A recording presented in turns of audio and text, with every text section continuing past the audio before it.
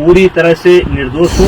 इन आरोपों का सामना करने के लिए तैयार हूँ। सुप्रीम कोर्ट से ऊपर इस देश के अंदर कोई नहीं हो सकता है। पद से इस्तीफा देने का मतलब है कि मैंने इनके आरोपों को स्वीकार कर लिया। इस्तीफा कोई इतनी बड़ी चीज नहीं है, अपराधी बन करके नहीं, मैं अपराधी नहीं। तो लगातार ये देखेंगे कि ये हर रोज एक नया मुद्दा लेकर के आ जाते हैं। तो मेरा सवाल ये है कि उसको जांच कमेटी के सामने क्यों नहीं पेश किया गया। इस लड़की से कह रहा है कि किसी भी लड़की का इंतजाम कर दो, किसी भी तरीके से इंतजाम कर दो। दिनेश फोगाट की कृपा से नहीं मिला है, हमारे क्षेत्र की जनता ने मुझे दे रखा है। उसकी संघ का अध्यक्ष पद भी उनकी कृपा पर नहीं है। वो यौन उत्पीड़न देश के अन्य खिलाड़ियों के साथ क्यों नहीं होता। इसमें एक उद्योगपति का हाथ है, कांग्रेस का हाथ। प्रियंका गांधी जी को तथ्य मालूम नहीं है। अब पूरा मामला पता नहीं क्या जंतर मंतर पहुंच गए। हम बहाना है, निशाना और है। सबका अखिलेश जी का धन्यवाद करूंगा, क्यों नहीं धन्यवाद करूंगा। इस आरोप से छींटे मेरे ऊपर पड़े हैं, इसमें मुझे निकलना है। ये छींटे साफ करना मेरा काम है।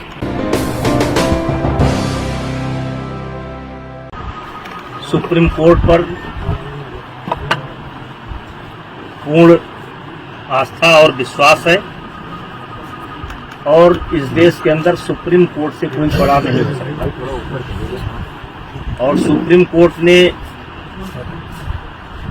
के सामने कल एफआईआर करने की बात आई है और अभी यद्यप एफआईआर की कॉपी मेरे पास नहीं है, लेकिन एफआईआर हो ही गई होगी और उसमें मुझे कुछ गलत प्रतीत नहीं होता है। और जो जांच एजेंसी वर्तमान समय में दिल्ली पुलिस है, उस पर भी मुझे पूरा भरोसा है। मुझे किसी प्रकार से कोई शिकायत नहीं है और मैं पूरी तरह से निर्दोष हूं और इन आरोपों का सामना करने के लिए तैयार हूं। जांच एजेंसी जहां भी उचित समझेगी उसकी हर जांच में सहयोग करने के लिए मैं तैयार हूं। मुझे पहले भी भरोसा था, आज भी भरोसा है। सुप्रीम कोर्ट से ऊपर इस देश के अंदर कोई नहीं हो सकता है और सुप्रीम कोर्ट का आदेश सर्वमान्य है और मुझे या मेरे समर्थकों को ये आदेश सर्वमान्य है और मुझे जांच एजेंसी पर भी पूरा भरोसा है और मुझे और मेरे समर्थकों को न्याय मिलेगा, क्योंकि लगातार कई महीने से गाली पर गाली, गाली पर गाली, गाली पर गाली, आरोप पर आरोप, आरोप पर आरोप, इससे हमें भी कष्ट होता है, हमारे परिवार को भी कष्ट होता है, हमारे समर्थकों को भी कष्ट होता है। लेकिन हम चाहेंगे कि निष्पक्ष जांच जो सुप्रीम कोर्ट के आदेशानुसार दिल्ली पुलिस कर रही है वो करें और शीघ्र ही मेरा एक शब्द है कि शीघ्र ही जल्द से जल्द ये जांच पूरी करके जो भी कार्रवाई बनती हो उसे करना चाहिए। पॉस्को जैसे गंभीर आरोप की चर्चा हो रही है। मुझे न्यायपालिका पर भरोसा है, जांच पर भरोसा है। देश के अंदर जो न्याय देने की प्रक्रिया है उस पर भरोसा है। अलग से मुझे कुछ नहीं करना है। फेडरेशन के अध्यक्ष के तौर पर सांसद जी आपसे लोग बोल रहे हैं कि अगर आप इस्तीफा दे देंगे तो एक सही जांच हो जाएगी, इस पर आपका क्या कहना है? नहीं, फेडरेशन का कोई रोल नहीं है, फेडरेशन का कोई रोल नहीं है और इन लोगों की डिमांड लगातार बदलती है। अगर इनके पुराने बयानों को आप सुनेंगे तो ये जनवरी में इनकी मांग निकल करके आई थी कि अपने पद से इस्तीफा दें। मैंने उस समय कहा था कि पद से इस्तीफा देने का मतलब है कि मैंने इनके आरोपों को स्वीकार कर लिया। मेरा कार्यकाल लगभग पूरा हो चुका है। जब तक नई बॉडी नहीं बन जाती है और अभी सरकार ने आईओ की एक कमेटी गठित की है, 3 लोगों की कमेटी गठित की है, जिसमें एक कोई हाई कोर्ट का जज होगा या सुप्रीम कोर्ट का जज होगा। उनकी देखरेख में 45 दिनों के अंदर चुनाव संपन्न होना है। चुनाव संपन्न होते ही मेरा कार्यकाल स्वतः समाप्त हो जाएगा। इस्तीफा कोई इतनी बड़ी चीज नहीं है, लेकिन अपराधी बनकर नहीं। अपराधी बन करके नहीं, मैं अपराधी नहीं हूँ। और रहा इनकी डिमांड लगातार बदल रही है। अगर इनके बयान को आप सुनेंगे तो लगातार ये देखेंगे कि ये हर रोज एक नया मुद्दा लेकर के आ जाते हैं। इन्हीं के कहने पर जांच कमेटी बनी, इन्हीं के कहने पर एक व्यक्ति ऐसा है जिसको जांच कमेटी में शामिल नहीं होना चाहिए था, उसको भी सरकार ने शामिल किया। मुझे आपत्ति करनी चाहिए थी, मैंने कोई आपत्ति नहीं की। जांच कमेटी की रिपोर्ट लगातार इनके पास पहुंच रही थी। कौन कौन खिलाड़ी क्या क्या बोला लगातार डे बाई डे इनके पास पहुंच रही थी। इनको जब आभास हो गया कि जांच कमेटी में कोई आरोप सिद्ध नहीं हो रहे हैं तो इन्होंने कमेटी के सार्वजनिक होने का इंतजार भी नहीं किया और ये सुप्रीम कोर्ट चले गए और एक कोई नया मामला लेकर के भी गए हैं। और सुप्रीम कोर्ट में नया मामला लेकर के गए हैं और इन्होंने जिन बच्चों को पहले पेश किया है, कोई नाबालिग मैं नहीं जानता, एक ऐसा हवा में निकल करके आ रहा है कि उसमें से कोई नाबालिग है। तो मेरा सवाल यह है कि उसको जांच कमेटी के सामने क्यों नहीं पेश किया गया। और मैंने एक ऑडियो दिया है जिसमें एक खिलाड़ी, मैंने एक ऑडियो दिया है जिसमें धरने पर बैठा हुआ एक खिलाड़ी किसी लड़की से कह रहा है कि किसी भी लड़की का इंतजाम कर दो, किसी भी तरीके से इंतजाम कर दो। मतलब ये 4-4 महीना मेरे खिलाफ लोगों को उकसाएंगे, भड़काएंगे, सबूत इकट्ठा करेंगे और फिर 3 महीने बाद एक ले जाकर के फिर किसी न किसी को पेश कर देंगे। चलिए, मुझे उस पर भी कोई आपत्ति नहीं है, ये काम जांच एजेंसी का है, वो जांच एजेंसी अब काम करेगी। लेकिन हमने तो लगातार सरकार के फैसले का सम्मान किया और ये लगातार इसका उल्लंघन कर रहे हैं। रोज रोज ये नई डिमांड लेकर के आ जा रहे हैं। अब जांच एजेंसी की रिपोर्ट सार्वजनिक होने का इनको इंतजार करना चाहिए। फिर ये धरने पर बैठ गए। अब धरने पर बैठ गए, पहले इनकी मांग थी FIR की जाए। चलिए भाई, इनकी मांग स्वीकार हो गई, अब FIR हो गई। अब इनको चाहिए, अब कहते हैं कि जेल के अंदर होना चाहिए, सारे पदों से इस्तीफा देना चाहिए। तो ये जो मेरे पास, मैं लोकसभा का सदस्य हूं, ये पद मुझे विनेश फोगाट की कृपा से नहीं मिला है, हमारे क्षेत्र की जनता ने मुझे दे रखा है। और एक बार नहीं, 6 बार दे रखा है। 6 बार मुझको दिया, मेरी पत्नी को दिया और उनको उनकी कृपा पर नहीं है। और कुश्ती संघ का अध्यक्ष पद भी उनकी कृपा पर नहीं है। मैं चुनाव लड़कर के जीता हूँ। और आपके माध्यम से आप सवाल पूछेंगे तो मैं कहना चाहता हूँ, एक ही परिवार और एक ही अखाड़ा क्यों? हरियाणा के अन्य खिलाड़ी क्यों नहीं? हिमाचल के, महाराष्ट्र के, मध्य प्रदेश के, केरला के, कर्नाटका के, तमिलनाडु के, बंगाल के, आसाम के, देश के अन्य प्रांतों के खिलाड़ी क्यों नहीं? 12 साल से लगातार इनके साथ यौन उत्पीड़न होता है, केवल इनके साथ। वो यौन उत्पीड़न देश के अन्य खिलाड़ियों के साथ क्यों नहीं होता है? केवल एक ही अखाड़ा और एक ही फैमिली, एक अखाड़ा एक फैमिली। बाकी हरियाणा का 90% खिलाड़ी और 90% गार्जियन ब्रजभूषण सिंह के साथ है। क्योंकि मैंने काम किया है, मैंने खेल को जहां तक सेवा दे सकता है ईमानदारी से सेवा दिया है। और इसीलिए आज देश का एक, जबकि इन्होंने कोई कसर नहीं छोड़ी है, इन्होंने कोई कसर नहीं छोड़ी है कि कोई निकल करके आ जाए। लेकिन एक सवाल मैं मीडिया के माध्यम से, आपके माध्यम से रखना चाहता हूं कि 12 साल से इनके साथ ही हो रहा है, एक अखाड़ा एक फैमिली। और इस 12 साल में भी एक बार भी ये शिकायत लेकर के ना तो खेल मंत्रालय में गए हैं, ना किसी पुलिस स्टेशन पर गए हैं, ना कभी फेडरेशन में आए हैं। और यही खिलाड़ी आंदोलन के 15 दिन तक पहले इनकी वीडियो सुन लिया जाए, इनका ऑडियो सुन लिया जाए और ये जो है हमारी तारीफ करते थे। ये जो खिलाड़ी आज धरने पर बैठे हैं, ये अपने शादी में मुझे क्यों बुलाते थे? फिर जोड़े में होकर के मेरा फोटो क्यों लेते थे, मेरा आशीर्वाद क्यों लेते थे? लेकिन मैं एक संवैधानिक पद पर हूं, मेरी एक बोलने की मर्यादा है, उस मर्यादा के तहत मैं बोल रहा हूं। अब मामला सुप्रीम कोर्ट के पाले में है, दिल्ली पुलिस के पाले में है, जो भी निर्णय करेगी हम मुझे उसमें इस साजिश के पीछे कौन लोग हैं? सांसद जी, साजिश के पीछे कौन लोग हैं? आखिर आपको इसके पीछे क्या दिखता है? कौन है वो? एक फैमिली, एक अखाड़ा, और उसके पीछे कौन? अखाड़े का नाम क्या है? देखिए, मैं शुरू से कह रहा हूं कि इसमें एक उद्योगपति का हाथ है, कांग्रेस का हाथ है।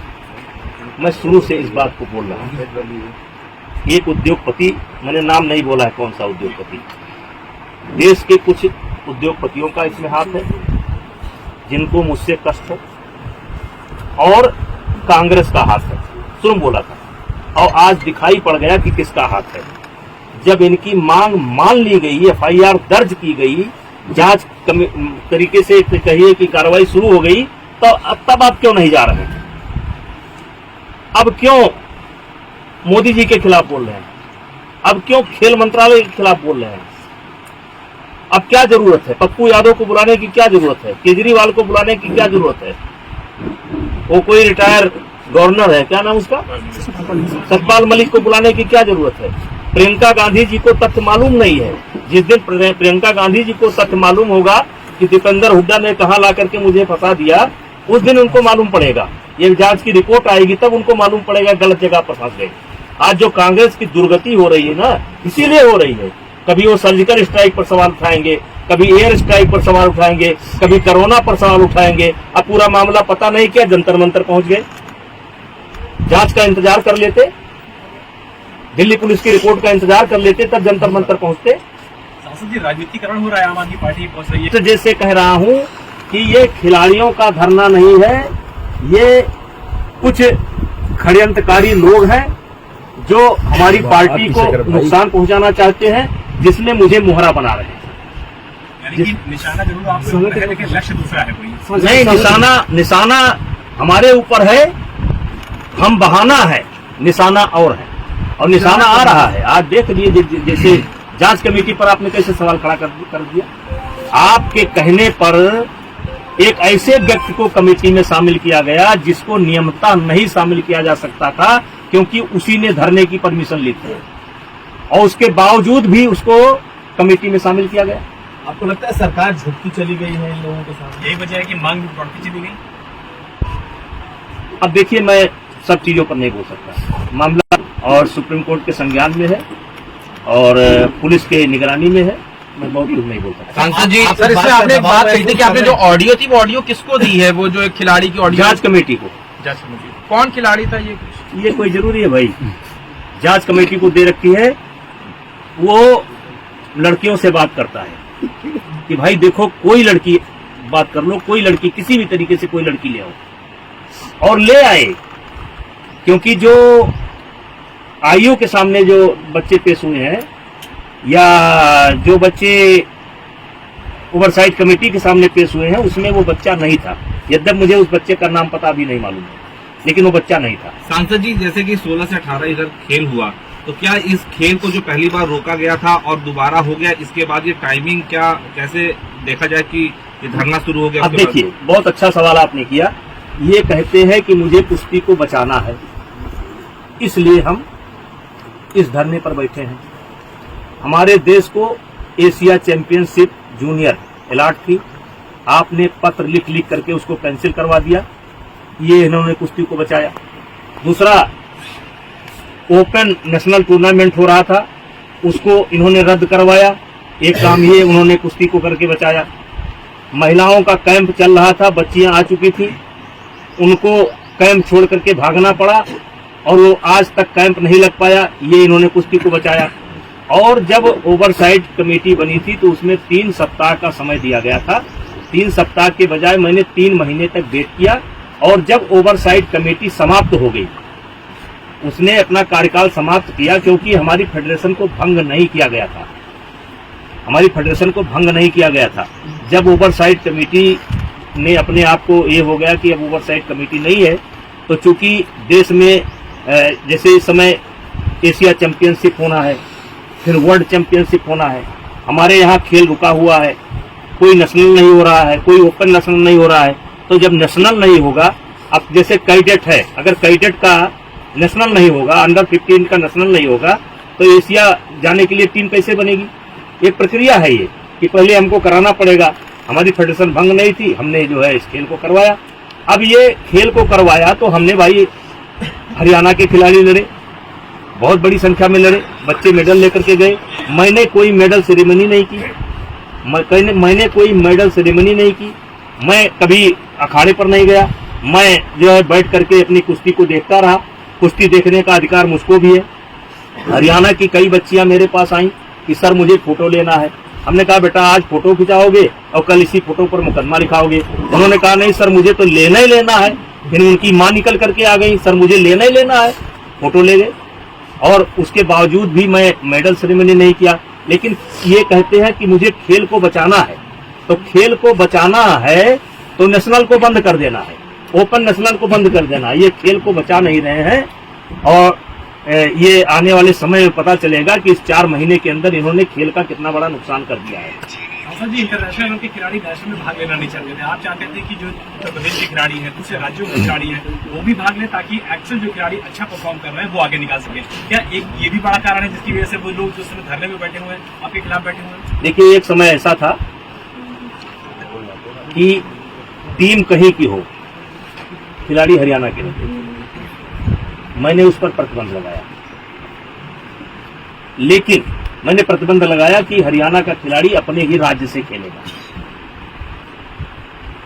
अब यहां पर यह सवाल उठा जब ये मैंने प्रतिबंध लगा दिया कि हरियाणा का खिलाड़ी अपने ही राज्य से खेलेगा, तो हरियाणा में गेम बहुत ऊपर है। हरियाणा में 10वें नंबर का जो बच्चा होगा, 12वें नंबर का बच्चा होगा, वो भी कई राज्य ऐसे हैं उनसे अच्छा है। तो अगर हरियाणा को टोटल हम ब्रेक कर देंगे कि एक खिलाड़ी हिमाचल से ही खेलेगा, एक आसाम से खेलेगा, एक ही हरियाणा से खेलेगा, तो इससे हरियाणा का यानी कि खेल का बहुत बड़ा नुकसान होगा। उसकी मैंने एक व्यवस्था दी, उसकी व्यवस्था दी कि एक नेशनल होगा जिसमें अपने अपने राज्य से एक खिलाड़ी खेलेगा, जो अपने राज्य का गोल्ड जिसके पास होगा एक खेलेगा, लेकिन खेल का नुकसान ना हो, इसलिए मैंने एक ओपन नेशनल की व्यवस्था की कि नेशनल होने के साथ ही हम एक ओपन नेशनल कराएंगे जिसमें कहीं किसी भी प्रांत का कोई खिलाड़ी भाग ले सकता है। और उस पर मैं आपको जानकारी देना चाहता हूं कि अब तक जितने भी ओपन नेशनल हमने कराए हैं उसमें 61% से लेकर के 63% मेडल केवल हरियाणा को गए। ये इसलिए किया गया कि जिससे खेल का नुकसान ना हो। अगर हम एक ही खिलाड़ी खिलाएंगे और हरियाणा का खिलाड़ी, अब हरियाणा का खिलाड़ी भी जब अन्य राज्यों से खेलता था तो पैसा देकर के खेलता था, चोरी से खेलता था, गलत सर्टिफिकेट बना करके खेलता था, रहता था हरियाणा का, कहता था मैं झारखंड का हूँ, मैं उत्तराखंड का हूँ। वो सब व्यवस्था मैंने समाप्त किया और खेल का नुकसान ना हो इसलिए मैंने एक ओपन नेशनल जिसमें कोई भी लड़ सकता है उसकी व्यवस्था दी। आपको याद होगा कि नरसिंह यादव वर्ल्ड चैंपियनशिप में के माध्यम से ओलंपिक में क्वालिफाई किए थे और सुशील कुमार जो डबल 2 मेडल जिनको लगातार थे, उन्होंने मांग की थी कि इनका ट्रायल कराया जाए।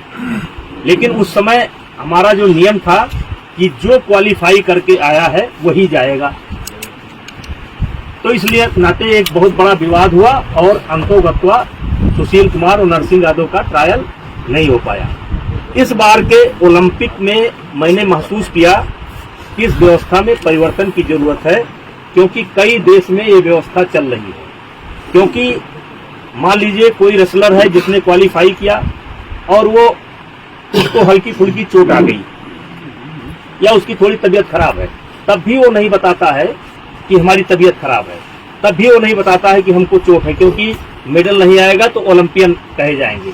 और कई देशों का अध्ययन करने के बाद और इन खिलाड़ियों से भी बात करने के बाद और कोचों से बात करने के बाद एक कमेटी बनाई गई और उस कमेटी ने यह फैसला किया कि अब ओलंपिक में कोई भी अगर क्वालिफाई करके आता है तो हम सीधे उसको, क्योंकि वो कोटा खिलाड़ी का नहीं होता है, कोटा देश का होता है, वो कोटा देश के नाम होता है कि भारत का कोटा है। तो हमने एक व्यवस्था दी, हमने क्या मतलब सारी कमेटी ने मिलकर के एक व्यवस्था दी कि इनको ट्रायल देना पड़ेगा। अब ट्रायल कैसे होगा? तो ट्रायल ये होगा कि पहले जो कैंप के खिलाड़ी हैं उनका आपस में ट्रायल होगा और जो उस समय फर्स्ट आएगा 4-6 दिन के बाद हफ्ता व्यवस्था दी जाएगी। 1 हफ्ता के बाद जो देश में फर्स्ट आता है और जो क्वालिफाई करके आया उसके बीच में इनका एक मुकाबला होगा। अगर जो क्वालिफाई करके आए हैं अगर ये उस बच्चे को हरा देते हैं तो इनका कोटा कंफर्म हो जाएगा। बाई चांस ये कुश्ती हार जाते हैं तो चूंकि ये क्वालिफाई करके आए हैं तो 15-20 दिन के बाद इनको एक मौका और मिलेगा उस बच्चे को हराने को। अगर कोई नया बच्चा आता है तो पहले उसको देश के बच्चों को हराना होगा, फिर इनको 2 बार हराना होगा। अगर 2 बार इनको हरा लेगा तो उसको हो जाएगा। इसका भी इन लोगों को विरोध है और मेरा मानना है कि ये पॉलिसी हम सही लेकर के आए, दुनिया के कई देशों का अध्ययन करके लाए। एक समय था जब भारत को यदा कदा कोटा मिलता था, आज इन खिलाड़ियों का भी मेहनत है, उनके गार्जियन का मेहनत है, उनका कोच का मेहनत है, लेकिन थोड़ा सा मेहनत फेडरेशन का भी है। टॉप 5 टीमें हैं, उसमें से लड़कियों की टीम भारत की एक है। अभी डाउन हुई है, थोड़ा 3-4 महीने का असर पड़ा है। मतलब जहां हमको कोई संज्ञान में नहीं लेता था वहां हम टॉप 5 में पहुंचे और कई टूर्नामेंटों में, वर्ल्ड के टूर्नामेंटों में भारत की चैंपियनशिप बनी है, 2-3 स्थान पर है। तो उस पॉलिसी को लेकर के भी उनको दिक्कत है। इनका कहना है कि मैं ओलंपियन हूं तो मैं सबके साथ ट्रायल नहीं करूंगा, सबको लड़ा दो और सबको थका दो, बाद में उसी दिन मेरी एक कुश्ती उससे करा दो, बाद में उसी दिन मेरी एक कुश्ती इनसे करा दो जिससे मैं जीत करके चला जाऊं। मैंने कहा नहीं, अब आपको कैंप में रहना है तो नेशनल लड़ना पड़ेगा, अगर नेशनल नहीं लड़ पाए तो ओपन नेशनल लड़ना पड़ेगा, ओपन नेशनल नहीं लड़ पाए तो आप मेडिकल दिखाइए कि आप क्यों नहीं लड़ पाएंगे, नहीं तो आपको कैंप में नहीं रखा जाएगा। और जब भी ट्रायल होगा तो आपको बाकी बच्चे जैसे कुश्ती करते हैं वैसे आपको जीत करके जाना पड़ेगा, आपको कोई अलग से वरीयता नहीं दी जाएगी। इस बात से ये लोग नाराज थे। चंचल जी हैं, चंचल जी बोल रहे हैं। सर आप दबाव में महसूस कर रहे हैं जिस तरीके का आरोप लगा हुआ है? नहीं, मैं बिल्कुल दबाव में नहीं। क्या आपको लग रहा है मेरे चेहरे पर कोई शिकन दिखाई पड़ रही है? क्या मेरे चेहरे पर कोई शिकन दिखाई पड़ रही है?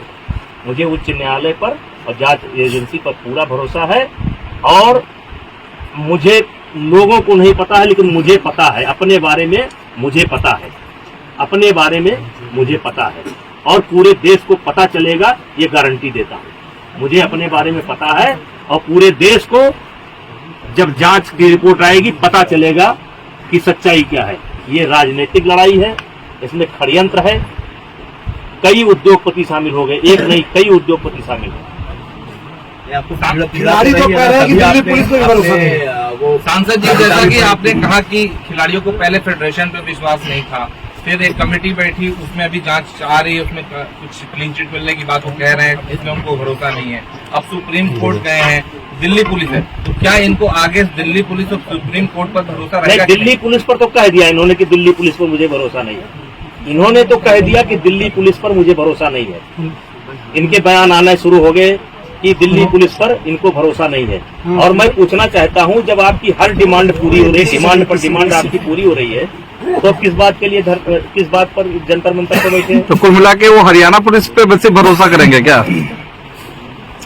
उनको पुलिस पर भरोसा नहीं है। संसद जी जांच रिपोर्ट आ नहीं पाई थी, उसके बगैर वो लोग धरने पे आ गए। लेकिन उनके पास जांच रिपोर्ट थी क्योंकि उनका नुमाइंदा उस जांच कमेटी में था जो डे बाई डे रिपोर्ट देता था, तो इसका मतलब जांच कमेटी की रिपोर्ट लीक है और उनके पास जानकारी है कि उनके हक में नहीं है शायद। वो तो खुद कह रहे हैं और उसी जांच की रिपोर्ट को ही तो इन्होंने चैलेंज किया है। इस बार जो मामला गया है सुप्रीम कोर्ट में, उसमें मेरे ऊपर आरोप कम है, जांच कमेटी के ऊपर आरोप ज्यादा है। खिलाड़ियों का कहना है कि जांच कमेटी को हमने बयान दिया और हमारा बयान ही मेंशन नहीं किया गया। अब इस पर मैं क्या बोलूं? उस पर तो जो उनका नुमाइंदा था वो बता सकता है, जो उनका नुमाइंदा था उस कमेटी के अंदर वो बता सकता है। कमेटी के अंदर तो हम थे नहीं। नेता, ये इन परिस्थितियों में कविता आपकी जो वायरल हुई है उसका क्या करना है? कविता जो आपकी वायरल मेरी कविता जो थी उसमें कविता यही थी कि जिस दिन जीवन के हानि लाभ पर उतरूंगा, मतलब जिस दिन मैं अपने जीवन के हानि लाभ क्या खोया पाया समीक्षा करूंगा और जिस दिन संघर्षों में जाली लग जाएगी, जिस दिन मुझको लगेगा कि अब मेरे संघर्ष करने की क्षमता समाप्त हो गई है, जिस दिन जीवन की लाचारी मुझ पर तरस दिखाएगी, जिस दिन मैं लाचार बन जाऊंगा, बेबस बन जाऊंगा, बेचारा बन जाऊंगा, तो मैं चाहूंगा कि ऐसी जिंदगी में न जीऊं। तो ये इस वक्त कहने की क्या आवश्यकता है? हमारा मन, हम कविता खुद में रोक देंगे आप। हमारा मन, आप कुश्ती संख्या अध्यक्ष 12 साल रहे, आपसे हो पाया क्या? ऐसा कोई इशू नहीं आया कि सरकार से, कोई ऐसा इशू नहीं आया कि सरकार से संपर्क किया जाए। पार्टी आपके साथ बबीता फोगाट ने कहा है कि जो बयान लिया गया उसमें जबरदस्ती मेरे सिग्नेचर कराए गए हैं। एक पदाधिकारी ने मुझसे रिपोर्ट छीन ली है, मीडिया में बयान दिया हमने। खेल मंत्री का बयान आ चुका है, इस पर मुझे कुछ कहना नहीं है। और बबीता फोगाट कौन है आप जानते हैं। आप कुश्ती संघ के अध्यक्ष 12 साल रहे, आपके नेतृत्व में कुश्ती संघ ने तमाम देश विदेश में मेडल जीते, लेकिन आपने जब पतंजलि के उत्पादों का विरोध करना शुरू किया, उसी समय आप पर आरोप प्रत्यारोप इस तरह के लगने शुरू हुए। देखिए, मेरा पतंजलि से कोई व्यक्तिगत नहीं है। मैं देखो, मेरा आप देखिए एक क्रम, एक बातचीत के क्रम में निकला था। अब आज आप देखिए नकली खाद्य पदार्थों से भरा पड़ा है, बाजार पटी पड़ी है, और उसमें श्रीमान जी का नाम आता है, तो मैं क्या करूं। नहीं, आप पर आरोप भी तभी लगना शुरू हुए क्योंकि जब तक 12 साल आपके नेतृत्व में कुश्ती संघ ने मेडल जीते तब आपका नाम इतना हाईलाइट नहीं हुआ था, लेकिन जब आपने पतंजलि के उत्पादों का विरोध करना शुरू किया तभी आप पर ऐसे आरोप प्रत्यारोप क्यों लगे। 50,000 करोड़ के आदमी हैं, जिंदा रहने दो यार। अभी तो आरोप लगा रहे हैं, पता नहीं कल को क्या करवा दें। सांसद ने वहाँ पर एक आपके आपराधिक रिकॉर्ड की वहाँ पर एक सूची में मुकदमे थे। अभिनय करें जब तक आप पद पर रहेंगे तो जांच संभव नहीं, आप दबंग। देखिए, उस सूची से आप अवगत हैं। मैं जेपी आंदोलन में कई बार जेल गया हूँ। जब इंदिरा जी ने इस देश पर इमरजेंसी लगाई थी तब मैं गया हूँ। आपको पता होगा, जहाँ आप बैठे हैं इस समय, मेरा बगल में घर है, जो आज का मंदिर है उस समय का घर होता है। मेरे गांव वाले मौजूद हैं, जाकर के पूछ लीजिए। मेरा ही घर गिराया गया था और मैं अपने ही घर के गिराने में मुलजिम बना था, वो भी मुकदमा है। उसमें 395 भी है, 397 भी है, 307 भी है। मैं देश का पहला आदमी हूँ। अपना ही घर गिराया गया और अपना खुद मुलजिम बने, और हम मुलजिम बने थे, पिताजी मुलजिम बने थे, चाचा मुलजिम बने थे, पूरा परिवार जल गया था। अब आज आपसे जरूर कहना चाहेंगे कि जरा उस जगह को जाकर के देख लीजिए और गांव वाले से पूछ लीजिए, पहला मुकदमा वही है। फिर जेपी आंदोलन, फिर राम जन्मभूमि आंदोलन, फिर जो है स्कूल कॉलेज के अंदर कुछ मुकदमे लगे, तो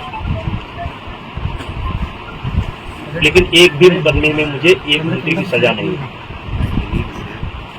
प्रदेश की दूसरी और अन्य पार्टियां भी हैं, क्या आपको लगता है सब आपके साथ इस वक्त? देखिए, उत्तर प्रदेश की जो अन्य पार्टियां हैं, जैसे विशेष करके समाजवादी पार्टी, जहां आपका इशारा है, समाजवादी पार्टी के नेता हैं अखिलेश यादव। वो मुझे बचपन से जानते हैं, और ज्यादातर जो पहलवान हैं उत्तर प्रदेश के अंदर, क्योंकि एक ऐसे समाज से आते हैं जो समाजवादी विचारधारा से ज्यादा ताल्लुक रखते हैं। आप कह सकते हो कि अगर देखा जाए तो पहलवानों में उत्तर प्रदेश के अंदर अगर 10,000 बच्चे पहलवानी करते हैं तो 8,000 ऐसे बच्चे हैं जो समाजवादी परिवार से हैं, और उनको सबको पता है कि हमारे नेताजी कैसे हैं। समाजवादी पार्टी के हर नेता को पता है कैसे हैं। उत्तर प्रदेश के हर नेता को पता है, कांग्रेस के भी नेताओं को पता है कि नेताजी कैसे हैं। सबको पता है, सब एक दूसरे को जानते हैं। देवरिया से लेकर के खीरी लखीमपुर से, और सब जानते हैं एक दूसरे को कि कौन क्या है। और मैं धन्यवाद करूंगा उनका, सबका, अखिलेश जी का धन्यवाद करूंगा। क्यों नहीं धन्यवाद करूंगा, जब प्रियंका गांधी बिना सोचे समझे बैठ करके आरोप लगा रही है। और कांग्रेस के भी जो लोकल नेता हैं वो भी मुझे जानते हैं, वो नहीं करेंगे। ये गुमराह किया गया, प्रियंका गांधी को गुमराह किया गया। आपकी पार्टी खड़ी है सर? देखिए, पार्टी का क्या है, पार्टी का इसमें कहाँ रोल आता है? इसमें पार्टी का कोई रोल नहीं। देखिए, ये जुल्म, ये अपराध मेरे ऊपर लगा है, सामना मुझे करना है। ये इस आरोप से छींटे मेरे ऊपर पड़े हैं, इसमें मुझे निकलना है। ये छींटे साफ करना मेरा काम है, मुझे अपना छींटा स्वयं साफ करना पड़ेगा। इसमें पार्टी का कोई रोल नहीं है। पार्टी, अगर मैं दिल्ली पुलिस मुझे अपराधी बना देती है, मान लेती है, तो पार्टी क्या मदद करेगी मेरी? और अगर दिल्ली पुलिस मुझे छोड़ देती है, कहती है अपराधी नहीं है, तो पार्टी का क्यों नुकसान करेगा मेरा? टफ टाइम है आपके लिए? नहीं, मेरे लिए कोई टफ टाइम नहीं है। मैं तो 16 साल से टफ टाइम झेल रहा हूँ। ये क्या आरोप क्या है? मैं 6 भाई पैदा हुआ था, 6 भाई था, 5 भाई नहीं है आज। मैंने 5 भाई का दाह संस्कार इन हाथों से किया है। मैंने अपने बाप का दाह संस्कार किया, मैंने अपने बेटे का किया। मैं कोई दबाव नहीं। आप भावुक हो गए? नहीं, जैसे भावुक, चलिए कहने का मतलब कि मैं सब दुनिया देख चुका हूँ। जो अपने बेटे का दाह संस्कार कर चुका हो, जो अपने भाइयों का दाह संस्कार कर चुका हो, तो उससे बड़ी विपत्ति तो मेरे ऊपर नहीं है ना। उससे बड़ी विपत्ति तो नहीं है मेरे ऊपर। और मैं ऐसी बहुत विपत्ति देखा हूँ। मैं अपने आप को जानता हूँ, मैं अपने आप को जानता हूँ, मैं अपने आप को देख रहा हूँ। और आपसे फिर मिलेंगे, गारंटी के साथ मिलेंगे और साफ सुथरा होकर के मिलेंगे। दावा है मेरा, नोट कर लीजिए। सब्सक्राइब कीजिए आपका अपना चैनल NDTV भारत।